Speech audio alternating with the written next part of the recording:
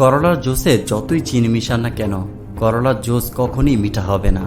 তেমনি স্বার্থপর মানুষগুলিকে যতই ভালোবাসা দেন না কেন, তারা স্বার্থ ছাড়া কখনই আপনাকে ভালোবাসবে না। নাম্বার 2, ভরসা সবার ওপরে করুন, তবে খুব সাবধানে, কারণ মাঝে মাঝে নিজের দাঁত নিজের জিহ্বাকেই কেটে দেয়। তাই কারো ওপর ভরসা করলেও সাবধানে করবেন, না হয় জিহ্বা কাটার মতো আঘাত পাবেন। নাম্বার 3, কোনো কিছুকে ছোট করে দেখতে নেই, কারণ 10 লক্ষ টাকার চেক বইতে সাইন করতে 10 টাকার কলমটাই প্রয়োজন পড়ে। তাই ছোট জিনিসকে হালকাভাবে কখনোই দেখতে নেই।